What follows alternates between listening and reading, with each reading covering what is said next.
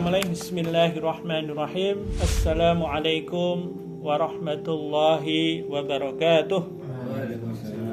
Alhamdulillah wassalatu wassalamu ala Rasulillah wa ala alihi wa sahbihi wa mawalah. La haula wa la quwwata illa billah. Rabbi israhli sadri wa yassirli amri wahlul 'uqdatam min lisani yafqahu qawli. Amma ba'du. Bapak-bapak sekalian, hadirin yang hadir pada kesempatan malam hari ini yang insyaallah ya dimuliakan oleh Allah Subhanahu wa taala. Alhamdulillah pada kesempatan malam hari ini kita masih bisa ketemu untuk melanjutkan kajian kita ya, pembahasan dari kitab Al-Kawakib nggih. Insyaallah malam hari ini kita sudah sampai kepada bab keempat nggih. Jadi judulnya adalah hisab atas perbuatan yang dikuasai. Ini judul pembahasan kita pada kesempatan malam hari ini. Pada pertemuan pekan yang lalu kalau masih ingat kemarin kita membahas tema kemarin ya, athar keimanan athar keimanan di dalam perbuatan sedikit kita merefresh pembahasan kita pada minggu yang lalu Jadi kalau seseorang itu imannya lurus ya, imannya kokoh ya, betul-betul menghunjam di dalam dada, itu tentunya pasti akan berpengaruh terhadap perbuatan Jadi ketika melakukan perbuatan itu ada ruhnya, ada idrok silah billah, ada kesadaran akan hubungannya dengan Allah Subhanahu wa taala Jadi dengan keimanan itulah kemudian seseorang itu akan terdorong, akan tergerak untuk menjalankan apapun yang diperintahkan oleh Allah Subhanahu wa taala Tentu syariat dalam seluruh aspek kehidupan atau syariat yang kafah kan ngoten nggih. Kemudian yang kedua, dari dorongan keimanan itu tentu seseorang itu juga akan takut untuk melakukan kemaksiatan sesuatu yang melanggar perintah Allah Jadi tidak berani untuk melanggar perintah Allah dan juga tidak berani untuk melakukan apapun yang sudah dilarang oleh Allah Subhanahu wa taala. Ini buah dari keimanan. Gitu nggih. Lah insyaallah terkait dengan materi pada kesempatan malam hari ini hisab atas perbuatan yang dikuasai. Jadi manusia itu akan melihat di hari kiamat kelak balasan atas apa yang ia perbuat dalam lingkaran yang ia kuasai dalam lingkaran yang ia kuasai Jadi kalau kita itu memperhatikan fakta perbuatan kita jadi coba kita lihat fakta perbuatan kita maka nanti kita akan mendapati bahwa ternyata manusia itu hidup di dalam dua lingkaran ini hanya sekedar istilah mawon Jadi yang pertama itu adalah lingkaran yang dikuasai oleh manusia. Di dalam lingkaran ini manusia bebas melakukan apa saja sesuai dengan yang diinginkan Ini lingkaran yang dikuasai oleh manusia. Nah, karena di lingkaran ini perbuatan ini atas inisiatif manusia itu boleh memilih untuk melakukan atau tidak melakukan. Maka dalam lingkaran inilah yang nanti akan dihisab oleh Allah, yang akan dimintai pertanggungjawaban oleh Allah Subhanahu wa taala akan dihisab. Maka ketika amalnya itu sesuai dengan aturan-aturan Allah atau sesuai dengan syariat, maka manusia itu akan mendapatkan pahala mendapatkan reward dari Allah Subhanahu wa taala ketika perbuatannya di dalam lingkaran yang dikuasainya itu sesuai dengan syariat, maka manusia itu akan diberikan pahala, akan diberikan reward Demikian pula sebaliknya, ketika di dalam lingkaran yang dikuasai manusia, kemudian manusia itu melanggar syariat Allah, maka dia akan mendapatkan punishment dari Allah, akan mendapatkan siksa Ini di lingkaran yang dikuasai oleh manusia. Oleh karena itu di wilayah ini kita itu harus memaksimalkan amal kita Kita harus ikhtiar dengan sungguh-sungguh agar amal yang kita lakukan itu sesuai dengan apa yang sudah digariskan oleh Allah Subhanahu wa taala. Nah, kemudian kita lihat lingkaran yang lain Jadi sekali lagi ini hanya untuk mempermudah kita Di satu sisi itu ada lingkaran yang menguasai manusia. Kalau yang pertama tadi kan lingkaran yang dikuasai Yang kedua adalah lingkaran yang menguasai manusia. Nah, di dalam lingkaran yang menguasai manusia ini bisa kita kelompokkan menjadi dua. Yang pertama itu yang terikat dengan nizamul wujud ya, atau sunatullah gitu ya. Terikat dengan sunatullah ya. Contoh misalkan ini contoh mawon nggih. Jadi kita ini terlahir di dunia. Ini kan boten saged milih nggih. Terlahir dari orang tua sinten kan boten nggih. Ya tentu kalau boleh memilih, masing-masing kita akan memilih orang tua yang terbaik. Kan ngoten nggih. Yang terbaik itu mungkin nggih anaknya ulama. Kan ngoten nggih. Anaknya ulama atau anaknya ya, orang yang kaya atau orang yang berkuasa kan begitu nggih. Nggih. Ya gitu. Ini kalau boleh memilih kan ngoten nggih. Tetapi kan faktanya kita tidak bisa memilih gitu. Nggih. Nah, kemudian juga misalkan kita terlahir di Indonesia, nggih, atau kita dilahirkan di Kota Madiun, ngoten nggih. Sukunya Jawa. Kan juga nggak milih toh. Kalau boleh memilih mungkin ya terlahir orang Arab gitu ya. Orang Arab yang ya mungkin dilahirkan di kota Mekah gitu ya. Ya tempat kelahirannya baginda Rasulullah, atau dilahirkan di Madinah ya. Jadi tempat di mana baginda Rasulullah itu dimakamkan ya, sehingga kita bisa setiap hari berziarah ke makam beliau kan begitu ya. Ya. Tapi sekali lagi ya ini kita nggak ada pilihan gitu ya. Termasuk misalkan bentuk-bentuk fisik gitu ya. Ada di antara kita yang terlahir dengan kulit sawo matang gitu ya. Kemudian rambut lurus ya, dan seterusnya ya. Nah, terkait dengan persoalan-persoalan seperti ini, itu kita tidak dimintain pertanggungjawaban oleh Allah Subhanahu wa taala gitu ya. Karena ini ada di dalam lingkaran yang menguasai manusia. Kita tidak punya andil, kita tidak punya kontribusi. Tidak ada andil kita ya. Yang penting ya sudah, kita ini ya seperti ini gitu ya. Ya fisik kita, ya sudah kita terima apa adanya ya. Jadi terhadap persoalan seperti ini kita tidak dimintain pertanggungjawaban oleh Allah Subhanahu wa taala ya. Nah, kemudian yang kedua, itu ini masih di lingkaran yang menguasai manusia. Itu adalah yang di luar nizamul wujud, atau di luar sunatullah, atau tidak terikat dengan sunatullah gitu ya. Sebagai contoh misalkan ya, kadang-kadang kita ini sudah berhati-hati ya. Misalkan ketika kita bepergian ya, berkendara ya dengan hati-hati ya, segala sesuatunya sudah kita persiapkan. Tetapi ternyata di tengah jalan kemudian terjadi musibah misalkan ya. Baik musibah itu kemudian berdampak kepada orang lain ya, nggak sengaja misalkan nubruk nabrak orang kan gitu ya. Nah seperti ini ya karena kita sudah berusaha semaksimal mungkin ya, berhati-hati, tapi ternyata terjadi musibah. Ini pun juga bukan sesuatu yang kita inginkan, bukan sesuatu yang kita kehendaki ya, namanya musibah, betul ya? Namanya musibah ya. Ini adalah qadha. Ini adalah ketentuan dari Allah Subhanahu wa taala gitu ya. Lah tentu terhadap ini pun kita juga tidak dimintain pertanggungjawaban oleh Allah Subhanahu wa taala ya. Jadi tidak dihisab gitu ya. Nah, itu kira-kira kalau kita berbicara terkait dengan qadha dan qadar ya. Ini pun juga menjadi sesuatu yang juga wajib kita imani ya. Jadi rukun iman kan ada 6 ya. Satu diantaranya iman kepada qadha dan qadar. Yang baik buruknya itu berasal dari Allah Subhanahu wa taala. Dan harus kita pahami tadi gitu ya. Jadi sesimpel itu, semudah itu ya, kita itu memahami takdir gitu loh. Sehingga nanti kalau kita sudah paham seperti ini, jangan sampai misalkan ketika ditanya gitu ya, kenapa Anda itu kok misalkan dari dulu ya begitu-begitu saja, misalkan dari sisi ekonomi kok kurang beruntung misalkan ya. Nah, kemudian kita mengatakan oh itu takdir gitu ya. Itu sudah takdir gitu ya. Ya. Atau misalkan secara keilmuan bodoh gitu ya. Kemudian ketika ditanya ya jawabnya takdir gitu kan. Ya. Ya. Nah, makanya kita harus bisa membedakan ya.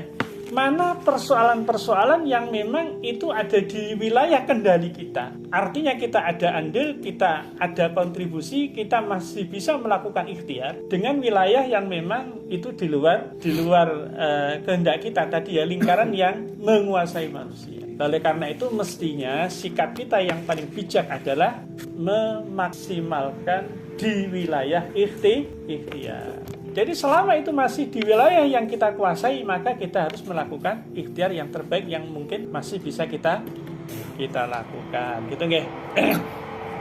Ya. Sebagaimana yang pertama saya ingin menyampaikan satu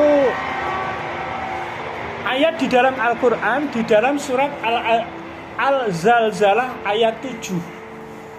Al-Zalzalah ayat 7. Ada yang hafal betul? Ya, Zalzalah ayat 7 ya. Pak Aziz hafal? Ya.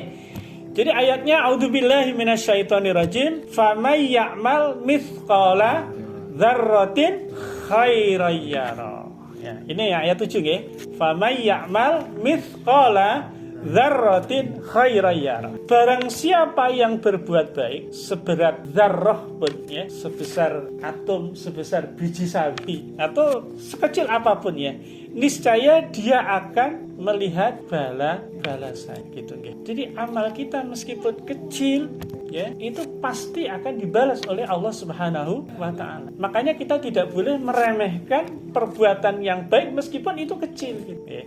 Nah, kemudian di dalam ayat berikutnya, ayat ke-8, wa may ya'mal mithqala dzarratin syarran yarah ya. Wa may ya'mal mithqala dzarratin syarran yarah. Dan barang siapa yang mengerjakan kejahatan sebesar zarrah pun niscaya dia juga akan melihat balasan gitu. Kejahatan sekecil apapun juga akan dibalas oleh Allah, kebaikan sekecil apapun juga akan dibalas oleh Allah Subhanahu wa taala. Jadi pengadilan Allah itu adalah pengadilan yang sangat adil. Tidak mungkin ya kebaikan kita meskipun kecil itu tidak dibalas oleh Allah Subhanahu wa taala gitu. Oke. Beda dengan pengadilan manusia ya. Pengadilan di mana-mana tetapi susah untuk mencari keadilan. Kan mengerti nggih? Ya. Nggih. Nah, cuman kalau kita lihat ayat dua ayat ini nggih, ini terkait dengan amal kita selaku individu ya. Tentu masing-masing kita itu harus berusaha untuk beramal sebaik mungkin ya. Nah, ini ya. Nah, terkait dengan ayat ini saya ingin menyampaikan penjelasan ya dari Imam Ibnu Katsir ya. Imam Ibnu Katsir radhiyallahu an ya, beliau berkata di dalam tafsirnya, dan terdapat hadis yang tercantum di Sahih Bukhari dari Adi secara marfu ya. Beliau mengatakan, jagalah diri kalian dari siksa neraka meski hanya dengan separuh kurma. Ini terkait dengan amal ya. Ini kan kelihatannya kecil kan. Misalkan kita bersedekah dengan separuh kurma, ini kan kecil gitu ya. Atau kalau dalam konteks kekinian apa kira-kira contohnya ya. Atau misalkan kita ketika ke masjid ya, infak lah, misalkan infak ya. Kan sekarang lagi gencar misalkan infak subuh ya. Ketika kita pagi hari ya, sholat subuh berjamaah ya, kemudian kita rutinkan infak meskipun hanya Rp1.000, meskipun Rp2.000 misalkan, tetapi ketika kita istiqomah menjalankan ya, itu insya Allah juga akan dibalas oleh Allah ya. Jadi meskipun kecil gitu. Atau misalkan uang receh ya, 500 itu kan receh itu ya, atau 1.000 ya.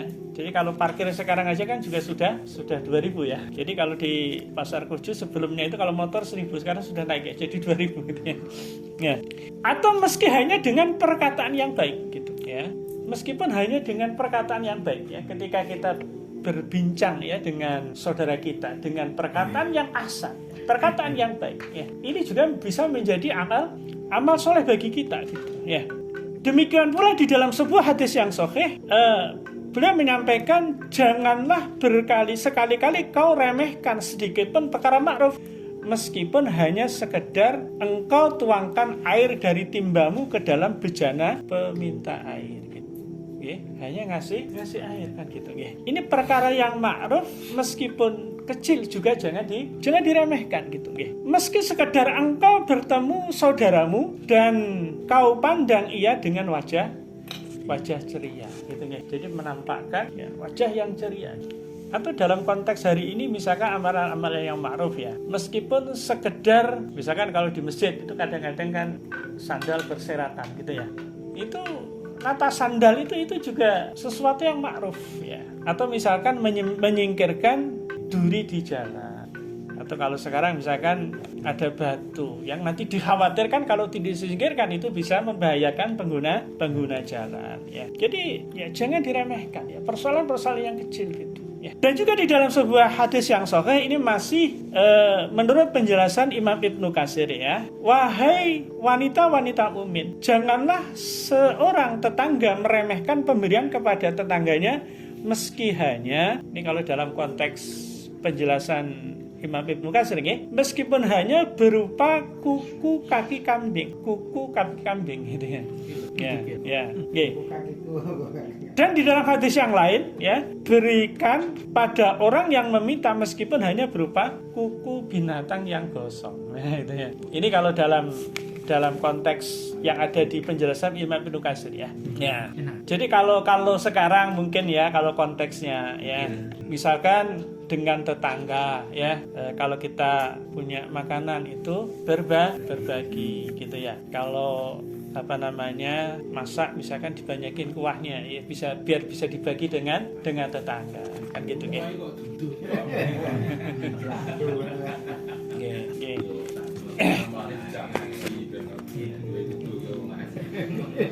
Ini adalah perkara-perkara yang ma'ruf yang tentu tidak boleh diremehkan gitu ya. Meskipun tentu ya, sebagaimana yang saya jelaskan kemarin ketika kita berbicara perbuatan manusia itu kan ada 5 hukum. Kalau masih ingat ada 5 hukum wajib, kemudian sunnah, mubah, makruh dan haram. Nah tentu kita di sini yang harus kita lakukan adalah fikih aulawiyat Jadi jangan sampai yang wajib ditinggalkan untuk mengejar yang ya. Kenapa? Karena memang wajib ini kan definisinya kan sudah clear kan. Jadi kalau ditinggalkan dosa kan begitu. Tapi kalau dikerjakan akan mendapatkan pahala. Kemudian definisi sunnah ini insya Allah juga sudah clear semua ya. Jadi sebuah amalan yang ketika ditinggalkan tidak ada konsekuensi dosa, tetapi ketika dilakukan itu berpahala. Kan ngerti? Jadi tentu juga harus mengacu kepada fikih aulawiyat ini misalkan gitu. Contoh misalkan kita mengejar sholat malam gitu ya, sholat malam ya, bangunnya terlalu awal gitu misalkan jam 2 ya sudah bangun atau setengah 3 gitu ya, sholat tahajud ya, kemudian sholat witir, habis itu karena masih ngantuk juga belum tiba waktunya subuh tidur lagi gitu ya, bangun-bangun jam 6 gitu ya, subuhnya lewat kan gitu ya. Ya tentu seperti ini tidak seharusnya kan gitu ya. Justru yang prioritas itu kan subuhnya, karena subuh itu kan yang wajib. Syukur-syukur yang sunnah juga bisa dilakukan, kemudian yang wajib itu juga bisa dilakukan secara maksimal kan ngoten nggih. Nah, berikutnya saya ingin menyampaikan ayat Al-Qur'an di dalam surat At-Tolaq ayat 8 ya. Ini ada di bukunya ya, di kitab Kawakib itu ada ya. Ayatnya bunyinya begini, A'udzubillahi minasyaitonirrajim. Wa ka'ayyin min qaryatin atat amrihi rabbiha wa rusulihi fahasabnaha hisaban syadida wa adzabnaha adzaban nukra ya. Dan betapa banyak penduduk negeri yang mendurhakai perintah Tuhan mereka dan rasul-rasulnya. Maka kami hisab penduduk negeri itu dengan hisab yang keras, dan kami akan azab mereka dengan azab yang mengerikan. Jadi kalau dalam ayat ini konteksnya adalah konteks kemaksiatan yang sifatnya itu kolektif ya. Kemaksiatan yang sifatnya kolektif ya. Nah, kalau yang pertama tadi ya, itu kemaksiatan yang sifatnya itu individu ya. Contoh misalkan ketika seseorang tidak melaksanakan sholat wajib 5 waktu, maka tentu dosanya adalah untuk dirinya gitu ya. Tetapi kalau kemaksiatan kolektif ya, terjadi kemaksiatan kolektif ya, kemudian kita ya atau kaum muslimin ya itu diam saja gitu, tidak mencegah ya, maka kalau seperti itu ya bisa ditimpakan azab yang bukan hanya ya. Jadi ketika amar ma'ruf nahi mungkar itu ditinggalkan, maka bisa saja Allah itu akan memberikan akan memberikan azab ya. Dan azab ini di dunia yang tidak hanya menimpa kepada orang yang bermaksiat, tetapi juga akan menimpa semua gitu nggih, termasuk orang-orang yang tidak melakukan kemaksiatan karena tidak melakukan amar ma'ruf nahi mungkar. Padahal di dalam hadis Rasulullah ya, itu dinyatakan man ro'a minkum mungkaran ya. Jadi barang siapa melihat kemungkaran, fal yughayyir, maka rubahlah biyadih dengan tangannya, dengan kekuasaannya gitu. Fa ilam yastati, kalau tidak mampu ya, fa bilisanihi, dengan lisannya gitu. dengan memberikan nasihat, ya, dengan memberikan peringatan. Ya. Fa'ilam yastati, kalau tidak mampu, fabiqalbihi, ya, dengan hatinya. Ya. Ya meskipun ini adalah bahwa adaful iman, ini selemah-lemahnya iman, gitu nggih. Jangan sampai ada kemaksiatan, merubah dengan kekuasaannya tidak, menasihati dengan lisannya juga tidak, kemudian hatinya juga tidak menolak, gitu, ya. Ya, ini tentu di bawahnya selemah-lemahnya iman, kan gitu nggih. Nah, ya oleh karena itu di tengah-tengah masyarakat itu harus ada amar ma'ruf nahi munkar, harus ada dakwah, kan gitu nggih. Karena kalau tidak ada dakwah, ya, itu Allah bisa menimpakan azab, gitu. Seperti dulu kalau pada zamannya sebelum baginda Rasulullah Muhammad SAW, itu ada azab yang menimpa kaumnya Nabi Lut misalkan, gitu ya. Ya, karena kemaksiatan yang mereka lakukan kemudian diazab oleh Allah Subhanahu wa taala. Dan ternyata juga pernah ada, ya. Bahkan di negeri kita ini, gitu. Pernah mendengar kan? Ada sebuah desa itu yang ditenggelamkan oleh Allah Subhanahu wa taala, gitu. Karena kemaksiatan, gitu, ya. Di mana itu? Ya, itu di sebuah wilayah, ya, di daerah, bukan di Jawa Tengah, ya. Di mana itu? Ya, di masuk kawasan Dieng, ya. Dieng itu kabupaten Wonosobo, gitu ya. Ya, kejadiannya tahun 1955. Ya, kita belum lahir, ya. Ya. Jadi di desa itu sebenarnya Allah itu memberikan kenikmatan, karunia yang luar biasa, gitu. Artinya ketika mereka menanam padi, ya, itu hasilnya itu sangat luar biasa, gitu, ya. Jadi penduduknya itu makmur, gitu sebenarnya. Tetapi mereka lupa, ya. Kemudian di desa situ itu terjadi kemaksiatan yang merajalela, ya. Perzinahan, ya. Kemudian minum-minuman keras, perjudian, kan gitu. Ini merebak di kampung itu, ya, prostitusi, kan gitu. Bahkan konon katanya itu ada juga yang berzina dengan ibu kandungnya. Naudzubillah min dzalik, gitu. Ya, itu terjadi di suatu kampung. Sampai akhirnya Allah itu memberikan azab kepada mereka, gitu. Jadi ketika tengah hari, ya, malam hari itu terjadi hujan lebat, ya, kemudian petir menyambar, kan gitu, ya. Sehingga penduduk ini nggak ada yang berani keluar rumah, ya. Tetapi meskipun demikian, ya, mereka tetap saja, gitu, ya. Jadi minum minuman keras, kemudian berjudi, berzina, tetap mereka lakukan, gitu. Sampai akhirnya, ya, penduduk di kampung sebelah ketika bangun pagi hari itu heran. Ada nama gunungnya itu namanya apa ya gunungnya, ya? Penyamun Amun kalau tidak salah nama gunung. Itu ternyata sudah terbelah separuh, gitu. Tersebelah separuh kemudian pindah ke kampung tadi, gitu. Jadi kampung tadi itu dimbleki kalau bahasa kita, ya, ditimpai gunung, gitu. Dan kejadiannya itu bukan longsor, gitu. Bukan longsor. Kalau longsor kan kelihatan, gitu, ya. Tetapi ini gunung ini diangkat oleh Allah kemudian ditimpakan kepada kampung tadi. Yang di sana itu terjadi kemaksiatan. Naudzubillah min dzalik, ya. Oleh karena itu memang, ya, agar tidak Allah timpakan, ya, azab, ya, maka dakwah ini tetap harus ada. Di tengah-tengah masyarakat itu harus ada yang berdakwah. Harus ada yang melakukan amar ma'ruf nahi munkar, ya. Jadi memerintahkan kepada yang ma'ruf, ya. Kemudian mencegah dari yang mungkar, ya, mencegah dari kemaksiatan, gitu nggih. Termasuk apa? Ya, bisa jadi, gitu, ya, termasuk bencana-bencana, ya. Ini mestinya bagi orang yang beriman, ya, ketika ada musibah, ya, ini harus semakin mendekatkan diri kepada Allah Subhanahu wa taala. Karena barangkali bisa jadi itu adalah azab yang memang ditimpakan oleh Allah karena kemaksiatan yang kita lakukan. Maka solusinya itu adalah harus mendekatkan diri kepada Allah Subhanahu wa taala.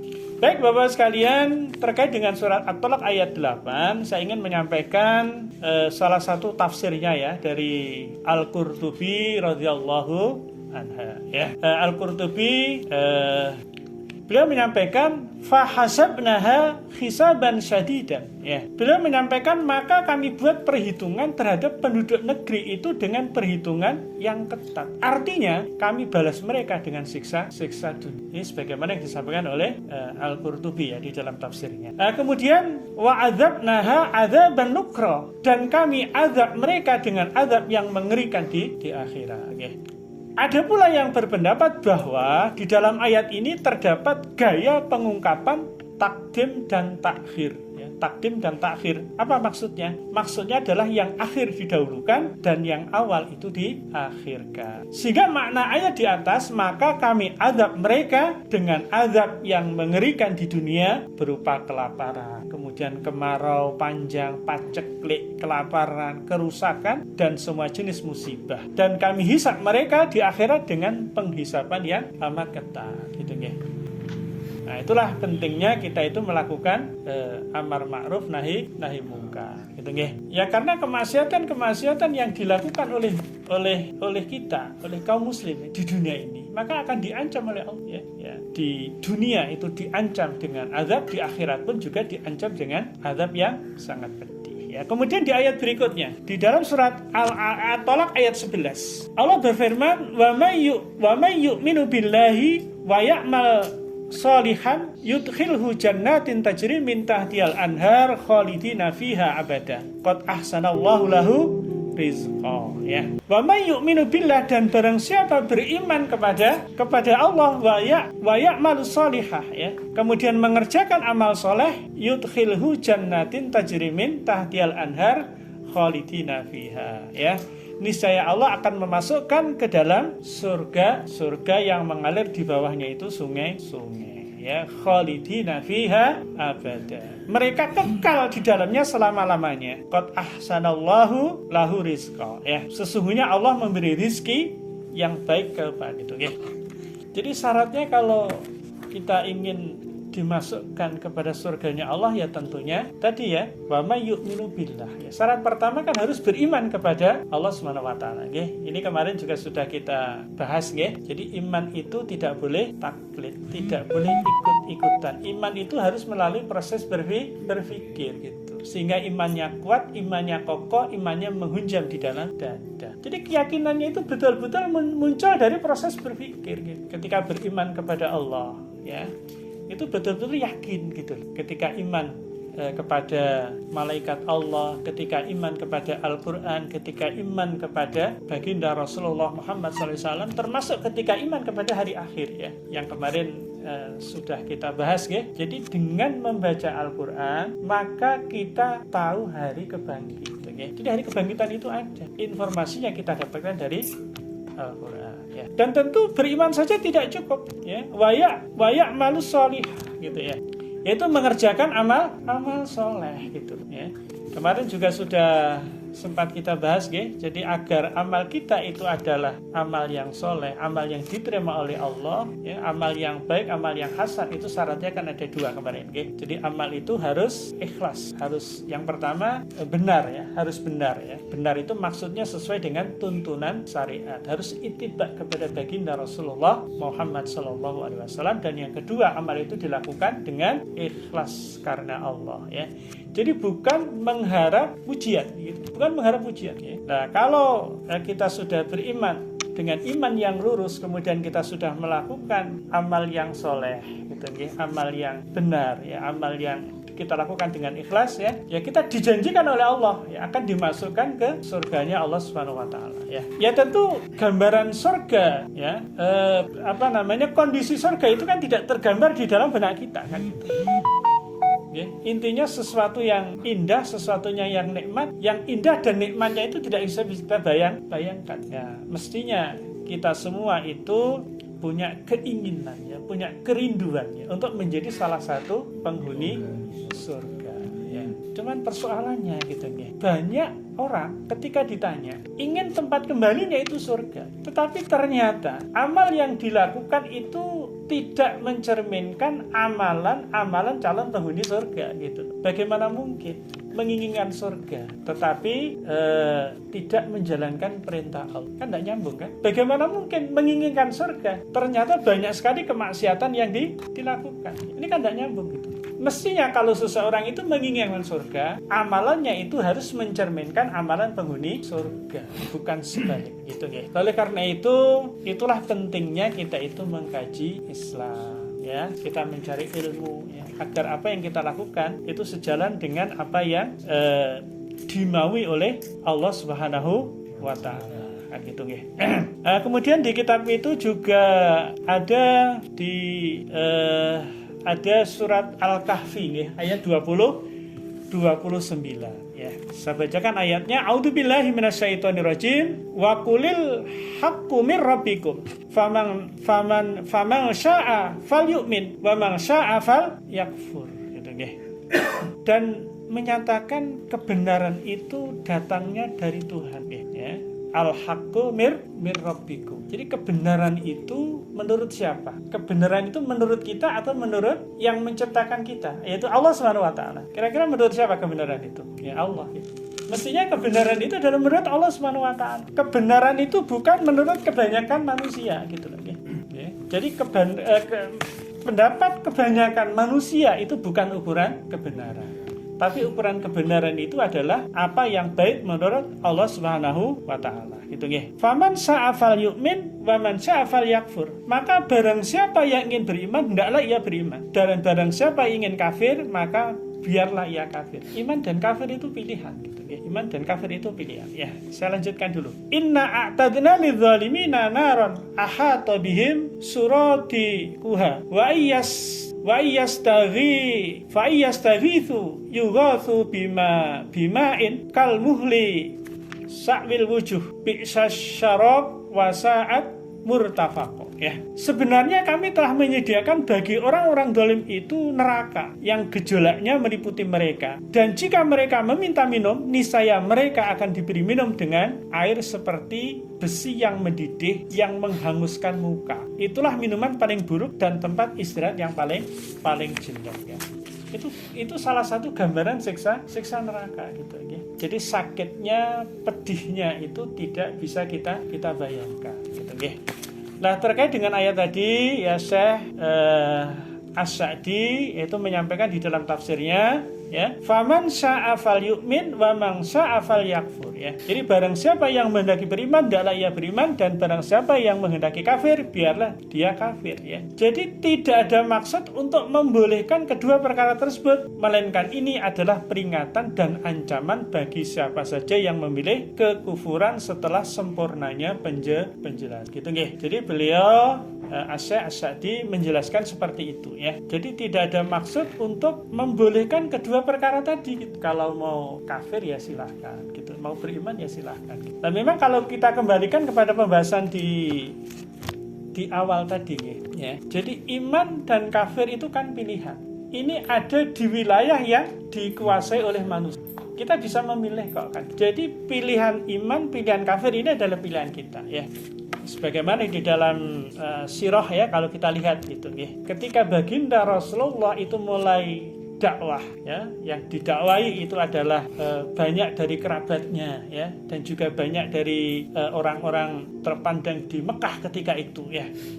Satu di antaranya kalau dari kalangan keluarga misalkan Abu Lahab. Abu Lahab kan masih pamannya gitu. Ya. Jadi bukan berarti Abu Lahab itu tidak tahu bahwa apa yang disampaikan oleh baginda Rasulullah itu adalah kebenaran ya. Itu kebenaran gitu. Tetapi karena kesombongannya ya, maka dia menolak dakwah dari baginda Rasulullah SAW. Dan itu pilihan Abu Lahab itu. Alhasil Abu Lahab sampai mati itu ada di dalam kekafiran. Tak terkecuali juga paman beliau yang lain itu Abu Thalib. Jadi sebagaimana pernah saya sampaikan ya, Abu Thalib itu secara nasab itu dekat gitu. Secara nasab gitu ya. Karena beliau adalah pamannya, ya paman beliau ya. Dan bahkan Abu Thalib itu ya dekat sekali karena saudara kandung dari ayahnya baginda Rasulullah SAW, yaitu Abdullah ya. Itu saudara kandung. Maka kenapa kemudian ketika Abdul Muthalib ya meninggal itu mewasiatkan ya, selanjutnya baginda Rasulullah itu diasuh ya, pengasuhannya itu diberikan kepada Abu Thalib itu karena kedekatan. Meskipun secara keimanan itu tentu jauh gitu. Secara nasab dekat tetapi secara keimanan jauh. Karena Rasulullah adalah orang yang beriman ya, sebagai seorang rasul ya, sedangkan Abu Thalib dan Abu Lahab itu mati di dalam kekafiran, dan itu pilihan gitu. Itu pilihan gitu. Contoh yang lain misalkan, kita juga kenal misalkan siapa itu salah satu sahabat Rasul yang masuk Islam itu setelah Fathu Mekah. Siapa? Bukan. Setelah Fathu Mekah, Abu Sufyan gitu. Coba, Abu Sufyan itu adalah pemimpin kafir Quraisy ya. Tentu sebelum masuk Islam, pemimpin kafir Quraisy ya. Bahkan ketika perang Badar ya, itu juga termasuk pimpinan kafir Quraisy. Ketika perang Uhud juga pimpinan kafir Quraisy kan gitu. Itu pilihan gitu loh. Ya, jadi untungnya Abu Sufyan itu tidak mati di dalam perang Badar atau perang Uhud gitu ya. Kalau seandainya ditakdirkan mati di dalam perang Badar atau perang Uhud, maka akan mati kafir. Tetapi setelah Fathu Makkah, alhamdulillah kemudian beliau masuk Islam dan tentu menjadi sahabat bagi Rasulullah SAW gitu. Ya, itu pilihan gitu. Termasuk juga Khalid bin Walid gitu. Ketika Rasulullah itu masih di Mekah, itu kan juga tidak mau masuk Islam gitu. Khalid bin Walid. Bahkan ketika perang Badar ya, ada di barisan pasukan kafir Quraisy gitu. Ketika perang Uhud pun juga sama. Khalid bin Walid itu juga ada di barisan pasukan Quraisy gitu, kafir Quraisy gitu. Dan bahkan Khalid bin Walid itulah yang kemudian bisa mengobrak-abrik pasukan kaum muslimin ya. Kenapa? Karena ada sebagian pasukan kaum muslimin yang diamanahkan oleh baginda Rasulullah menjadi pasukan pemanah, itu menyelisih perintah baginda Rasulullah. Padahal baginda Rasulullah sudah mengatakan, apapun yang terjadi jangan pernah meninggalkan bukit gitu ya. Apapun yang terjadi pada kita yang ada di bawah, jangan pernah meninggalkan bukit sampai aku yang memerintahkan kepada kalian untuk meninggalkan bukit ya. Tapi ternyata perintah ini diselisih oleh pasukan pemanah. Ketika pasukan kaum muslimin di awal-awal menang ya, kemudian mereka tergiur dengan ghanimah ya. Kemudian mereka turun, dan ketika mereka turun ini dimanfaatkan oleh Khalid bin Walid yang ketika itu masih kafir ya. Dia memutar kemudian memukul pasukan panah yang hanya tinggal sedikit ya, karena sebagian besar sudah turun ke bawah, dan akhirnya kaum muslimin dibuat kocar kacir. Jadi iman atau kafir itu pilihan ya. Dan semuanya nanti akan dipertanggungjawabkan di hadapan Allah Subhanahu wa taala. Termasuk yang iman pun ya, yang iman pun itu kan ada yang bertakwa, ada yang ahli maksiat kan gitu nggih. Ada yang bertakwa, ada yang ahli maksiat gitu. Ini juga pilihan ya. Nah ini pun juga akan dipertanggungjawabkan di hadapan Allah Subhanahu wa taala kan gitu nggih. Ya, meskipun ada garansi ya bagi orang-orang yang beriman insyaallah akan masuk surga, disiapkan kafling di surga. Tetapi tentu ketika dosanya banyak itu harus dibersihkan dulu kan di neraka kan gitu nggih. Padahal nggih, kemarin kalau masih ingat nggih, dosa paling ringan di neraka itu seperti apa ya? Ya, di dalam hadis yang diriwayatkan oleh Muslim kemarin nggih. Jadi ketika seseorang itu di kakinya itu dikasih sandal dari api neraka gitu ya, itu sanggup untuk mendidihkan apa yang ada di kepalanya, apa yang ada di otak ya. Jadi kalau yang paling ringan aja seperti ini ya, bagaimana yang sedang atau bahkan yang berat gitu ya. Dan juga perlu diingat ya, kalau dikomparasikan waktu di akhirat dengan di dunia, itu padanannya satu hari di akhirat itu sama dengan 50.000 tahun gitu ya. Meskipun disiksanya cuman 1 bulan misalnya, tinggal dikalikan kan gitu ya, atau tinggal disiksa 1 minggu ya, tinggal dikalikan saja gitu ya. Nah, ya. Jadi oleh karena itu jangan pernah terpikir di dalam benak kita untuk menjadi penghuni neraka meskipun hanya sebentar gitu ya. Meskipun hanya sebentar gitu nggih. Lah, kemudian Syekh As-Sa'di juga menjelaskan di dalam ayat ini tidak ada maksud untuk membolehkan ditinggalkan perang melawan kaum kufar ya, perang melawan kaum kufar, atau dalam istilah kita ini apa? Jihad kan gitu ya. Jadi harus difahami jihad itu bagian dari hukum Islam. Jihad itu bagian dari syariat Islam. Ya. Jadi meskipun hari ini gitu ya. Ya hari ini memang syariat jihad dalam konteks ya memerangi musuh itu kan memang belum ya. Jadi ketika nanti kaum muslimin sudah punya kekuasaan itu baru gitu. Meskipun beda ketika kaum muslimin itu diperangi ya, seperti di Palestina hari ini ya. Jadi mereka juga wajib untuk mempertahanan diri gitu ya. Tidak boleh tinggal diam gitu. Artinya kaum muslimin yang ada di sana itu wajib untuk memerangi gitu ya. Nah, kemudian terakhir saya ingin menyampaikan sebuah hadis dari Abu Hurairah radhiyallahu anha bahwa Rasulullah SAW bersabda. Insyaallah hadis ini sering kita dengar ya. Ini ada di dalam kitab Sahih Bukhari hadis ke 7280.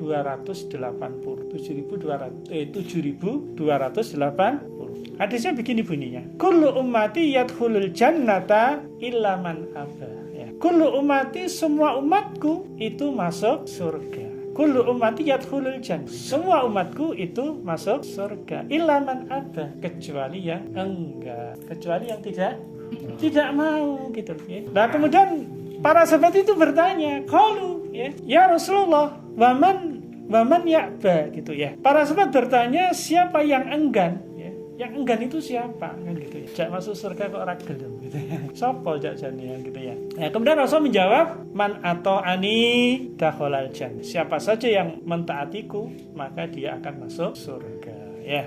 Waman asani faqad aba. Dan barang siapa yang mendurhakaiku, maka ia enggan untuk masuk surga. Gitu nggih. Jadi untuk masuk surga itu sebenarnya tidak cukup ittiba kepada baginda Rasulullah sallallahu alaihi wasallam. Ya mudah sebenarnya. Cuman memang ya godaan setan gitu loh ya. Karena memang setan itu mengemban misi kan. Misinya apa? Menjerumuskan manusia. Menjerumuskan manusia. Ya. Jadi kalau kita ingin masuk surga, ya syaratnya itu. Ya, jadi taat kepada baginda Rasulullah SAW. Gitu, ya. Ya meskipun ini juga harus dijelaskan secara rinci. Ya. Jadi jangan sampai kemudian statement ini karena tidak paham kemudian akhirnya tidak dilakukan. Gitu, ya. Jadi taat kepada baginda Rasulullah itu maksudnya adalah ya tentu mengikuti seluruh ajarannya ya, atau berislam secara kafah ya. Karena memang itu yang diperintahkan ya ayyuhalladzina amanu udkhulu fis-silmi kafah kan gitu ya. Jadi kemarin sudah sempat kita singgung ya. Jadi cakupan syariat itu bukan hanya hablum minallah, bukan hanya persoalan ubud, tetapi ada lagi yang namanya hablum minan nafsi ya, hubungan manusia dengan dirinya sendiri. Di situ ada makanan, ada mat'umat, ada malbusat, ada pakaian ya, kemudian juga ada akhlak kan gitu ya. Jadi makanan, minuman dan akhlak itu juga wajib ittiba kepada baginda Rasulullah kan. Bukan hanya terkait dengan persoalan ubudi. Dan masih ada satu lagi yang ini jarang sekali barangkali ya disinggung ya, terkait dengan hablum minan nas ya. Jadi hubungan manusia dengan sesama. Dan di sini banyak sekali ya hukum-hukum Allah yang berkaitan dengan persoalan ini ya. Misalkan terkait dengan persoalan ekonomi ya, kemudian terkait dengan persoalan politik ya, terkait dengan persoalan kepemimpinan, kemudian terkait dengan interaksi sosial ya di tengah-tengah masyarakat. Banyak sekali ya. Ya, misalkan ya sekarang ini kan banyak terjadi ikhtilat kan gitu ya. Ya. Di resepsi pernikahan misalkan kan juga campur ya. Ya, ini juga tidak boleh mestinya. Ya. Kenapa? Karena memang interaksi laki-laki dan perempuan hukum asalnya itu terpisah. Jadi terpisahnya itu bukan hanya di soft-soft yang ada di masjid gitu. Okay. Soft-soft ada di masjid ya. Tetapi di luar itu ya mestinya memang terpisah. Interaksi antara laki-laki dan perempuan. Ya. Meskipun kalau di dalam ketentuan Islam ya bukan berarti tidak boleh terjadi interaksi laki-laki dan perempuan. Contoh misalkan kalau di dalam pendidikan kan boleh, ya dalam urusan dagang juga boleh. Tetapi tetap terpisah gitu ya. Ya meskipun kalau dalam Islam itu kan juga tidak ada kan pasar khusus perempuan dan pasar khusus laki-laki kan tidak ada. Ya pasar itu umum. Gitu. Tetapi ya tentu interaksinya itu dalam urusan perniagaan saja.